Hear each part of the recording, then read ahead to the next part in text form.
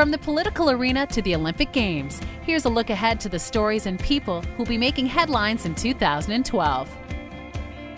After exceeding all expectations at the 2010 Winter Games, Canada's Olympic team faces a high bar in London this summer and will need some clutch performances to keep the momentum going. As far as the Canadian Olympic team goes, in London, they've already said we're not going to own the podium. They're setting themselves to come in at about 12th of the 200 nations. I think people are really interested in this Clara Hughes, who's started out as a summer Olympian, switched to the Winter Olympics as a long track speed skater, and now is going back to her first love, and that's cycling. That'll be a story that people in this country will follow very closely. 2011 was a tumultuous year in Canadian politics. The Liberal Party was decimated at the polls on May 2nd, finishing with only 34 seats and relegated to third-party status.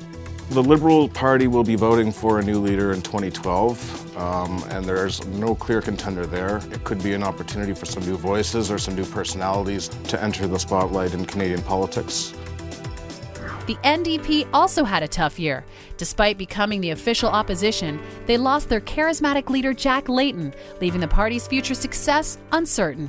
One of the big stories of 2012 will be, can the NDP continue to the momentum and its strength? There's a close race happening for the NDP leadership. Anyone who takes over that position is going to have some big boots to fill. Everyone is going to wonder what the next leader will do, if they will be in line with Jack Layton, if they will be able to achieve Jack Layton's popularity. They need to demonstrate to Quebecers that they're up to the job. So that's going to be the biggest challenge, I think, for them in 2012.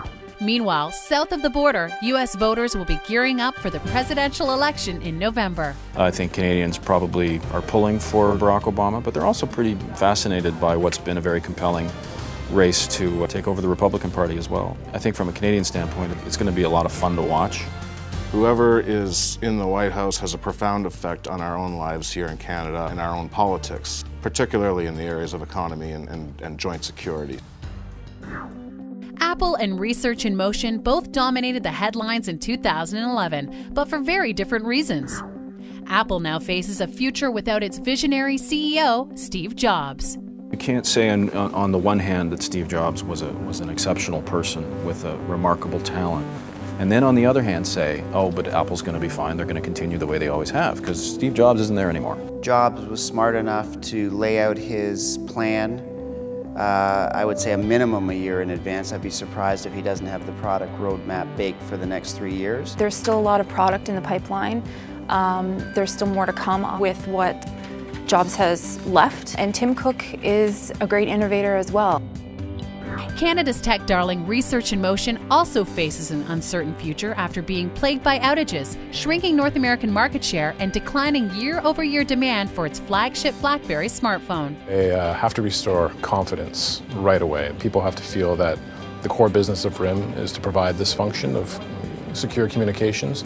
They have to make people confident that that is there and that is going to grow and progress. The playbook, that's how they're going to define RIM's ultimate problems in 2011, but I think the service outage really cut to the bone. I think they need to come out with a product that is just going to blow the pants off of the competition, something that really puts them back into the forefront of the market. For gadget lovers, 2012 will see the tablet market mature with updated models, while Apple may offer us a new way to interact with our TV.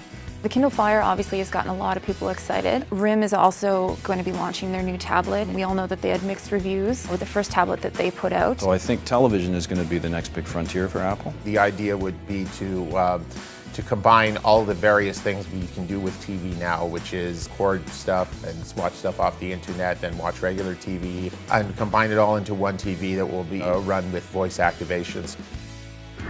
Who will be the next great Canadian breakout star? Will Canada regain its hold on the World Junior Hockey Championship? What will happen to the Liberal and NDP parties? One thing's for sure, it's going to be a wild ride.